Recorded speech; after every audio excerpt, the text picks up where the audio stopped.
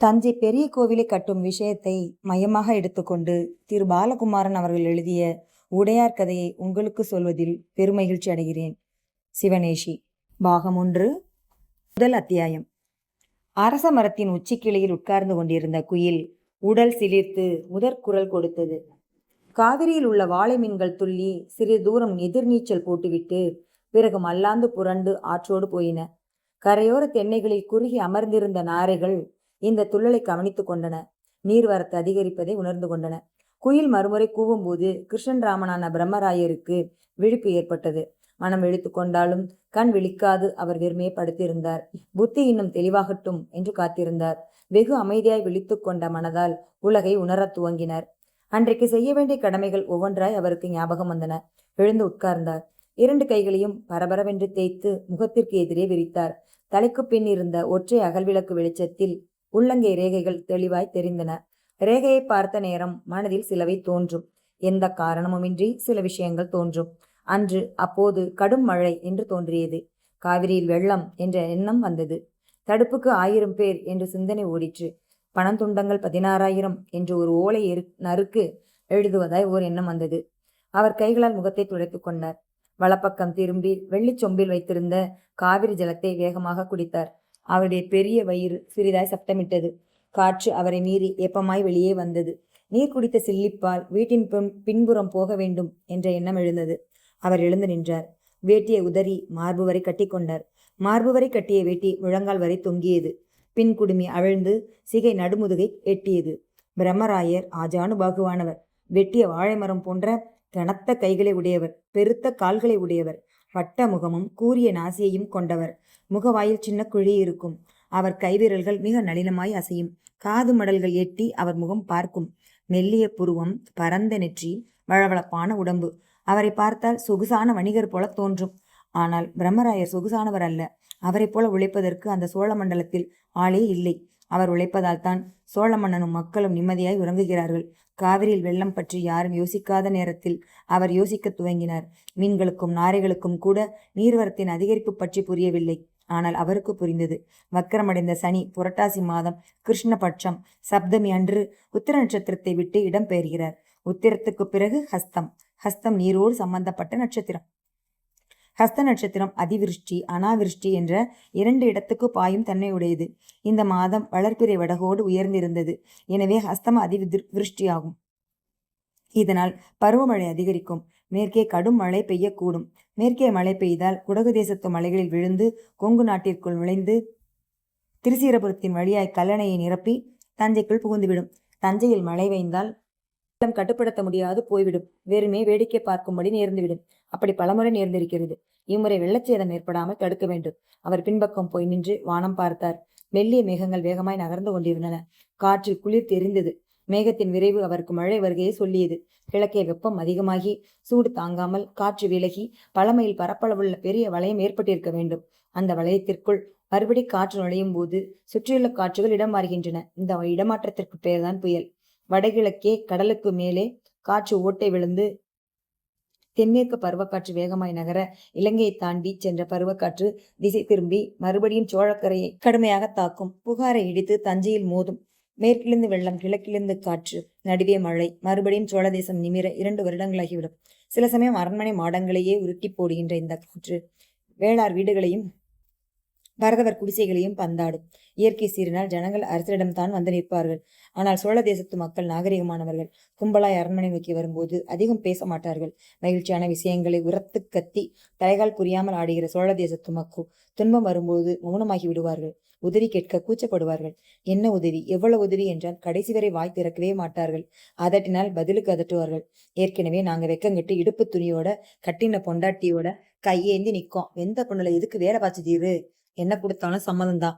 அளவு சொல்லையா, களஞ்சியத்திலிருந்து நெல்வாரி வர வேண்டாமா? அதிகாரிக்கு தெரியாதா என்ன?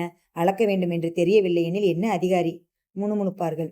கூட்டத்தோடு கூட்டமாக ஒற்றர்களை நிற்க வைத்து வேறு ஊர் விவசாயிகளைப் போல் வேடமணியச் செய்து என்ன பேசிக்கொள்கிறார்கள் சோழ மக்கள் என்று விசாரித்தால் அதுவும் வேடிக்கையாக இருக்கும். ராசாங்கத்துல எல்லாம் பெரிய கை. நீ உன் பாட்டுக்கு பொசுக்குன்னு எதுனா கேட்டு வைக்காத. எத்தினி கொடுத்தாலும் மூஞ்சில சந்தோஷம் காட்டாத. இவ்வளவு தானான்னு கேட. வெளியே விலகி வந்து கொண்டாடிக்கலாம். உடனே கொண்டாடினா இதுக்கு மேல கொடுக்க வேணாம்னு முடிவு பண்ணுவாங்க. கடைசி வரைக்கும் போதும்னு சொல்லக்கூடாது. பெரிய கிழவன் ஒருவன் கட்டளையிட்டானாம். எவ்வளவு கொடுத்தா போதும், நமக்கு தெரிய வேணாமா? இளைஞன் ஒருவன் சந்தேகத்தோடு கேட்டானாம். இந்த வருஷத்து வேளாண்மைதான் பாழாகிவிட்டது. ஆனால் எல்லோரிடமும் விதை நெல் இருக்கிறது. இந்த வருடம் அரசர் வரி இல்லை என்று சொன்னால் போதும், வாழ்க்கை சௌகரியமாகவே இருக்கும். இந்த மழையில் நீர்நிலை நிரம்பி இருப்பதால் 3 போகம் செய்ய வாய்ப்பிருக்கிறது. அடுத்த வருடம் நிலவரியையும் புறத்திணை வரியையும் கூடுதலாக விதித்தாலும் கட்டிக்கொள்ளலாம். அவர்கள் பேச்சு ஒவ்வொன்றும் பிரம்மராயருக்கு வந்துவிடும். அதே சமயம் பேச்சு ஒட்டு கேட்கப்பட்டது என்றும் காட்டிக்கொள்ளக்கூடாது. அரசு கொட்டாரத்தில் கையிருப்பை கணக்கில் எடுத்துக்கொண்டு நெல்லை வாரி வாரி கொடுத்து விட வேண்டும். தெற்கு பக்கம் தஞ்சை மாகாணத்தில் இருந்து வடக்கே சிதம்பரம் வரை, மேற்கே கரிகாலன் கட்டிய கல்லணை வரை ஒரு பரப்பளவு வைத்துக் கொண்டு தானிய விநியோகம் செய்து விடலாம். போன முறை புயல் வந்தபோது அப்படித்தான் செய்யப்பட்டது. இந்த முறை புயல் வந்தால் இதைவிடம் சிறப்பாக செய்ய வேண்டும். புயல் வருகிறது என்று தெரிந்துவிட்ட பிறகு வீட்டில் உட்கார்ந்து நிற்க முடியாது. வெள்ளம் வருகிறதா என்று பார்க்க காவிரி கரைக்கு போய்த்தான் ஆக வேண்டும். கமலக்கண்ணன் தூங்கிவிட்டானா?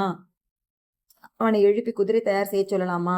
தென்கரையை மட்டும் பார்த்து வந்தால் போதாது, வடகரையையும் பார்க்க வேண்டும். ஒருவேளை ஆற்றில் இடுப்பளவு தண்ணீர் இருந்தால் நீந்துகிற குதிரை நல்லது. எந்த குதிரை என்று பிரம்மராயர் யோசித்தார். அவர் மாளிகையின் பின்பக்கம் உள்ள ஓட்டு வீட்டிலிருந்து ஒரு குதிரை நடந்து வந்தது. அதற்கு சேனங்கள் அணிவிக்கப்பட்டிருந்தன.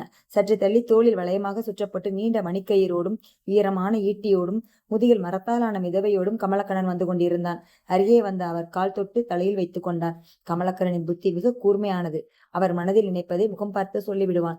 ஐயன் கோபமாக இருக்கிறார், அருகே போகாதீர்கள் என்று எச்சரிப்பான். ஐயன் போர் பற்றி சிந்தித்துக் கொண்டிருக்கிறார். பெண்கள் தங்கள் குறையை சொல்ல இதுதான் நேரம். இப்போது எது கேட்டாலும் கிடைக்கும் போ என்று துரிதப்படுத்துவான். கிருஷ்ணராமனான பிரம்மராயருக்கு கமலக்கண்ணன் வலது கை. மறவர்குடியில் பிறந்தவன். ஐயனிடம் வேலை செய்வது எளிதல்ல. ஆனால் ஐயன் ஜாதி தாண்டியவர், சைவ வைஷ்ணவ பேதம் தாண்டியவர். காபாலிகர்களை பார்க்கும் போது சற்று எரிச்சல் அடைவாரை தவிர எவர் மீதும் எந்த துவேஷமும் இல்லாதவர். ஐயன், கமலக்கண்ணன் உறக்க கூப்பிட்டு தொண்டை செருமிக் கொண்டான். இரவு நீங்கள் படுக்க போகும்போது வானத்தை பார்க்கவில்லை. திருமந்திர ஓலையரிடம் கட்டளைகள் சொல்லிக் கொண்டிருந்தீர்கள். கல்லணை பகுதியில் நீர் அலைமோதி முட்டுகிறது என்று நேற்றிரவு செய்தியும் வந்தது. திருக்காட்டுப்பள்ளி கிராம அதிகாரிகள் ஒன்று கூடி பாசன வாய்க்காலில் தண்ணீர் திறந்துவிட நேற்று காலையே உத்தரவிட்டு விட்டார்கள். மாலையில் பாசன வாய்க்கால் சுழித்து கொண்டு ஓடுகிறது. கரையேறிவிக்காமல் பாசன வாய்க்காலில் நீர் அனுப்பியது தவறு என்று தஞ்சை பக்கம் கிராம மக்கள் கூச்சலிட்டுக் கொண்டிருந்தார்கள். எல்லாம் கூட்டி கழித்து பார்த்தால் காவிரியில் வெள்ளம் வரும் என்று நானும் முடிவு செய்தேன். இரவே குதிரைக்கு சேணம் பூட்டி வைத்து விட்டேன். நான் விழித்தது எப்படி தெரிந்தது உனக்கு? உங்கள் கொள்ளைக்கதவில் பட்டுநூல் கட்டி நாரத்தை மரம் வழியாக பவளமல்லி செடியின் ஊடே நூல் எடுத்து வந்து என் வீட்டுக்கூரையில் கிளிக்கூண்டில் கட்டிவிட்டேன். நீங்கள் கதவு திறந்ததும் கிளிக்கூண்டு ஆடி கிளிகள் சலசலத்தன. விழித்து கொண்டு விட்டேன். நீங்கள் வெளியே வந்தீர்கள். நான் தயாராகிவிட்டேன்.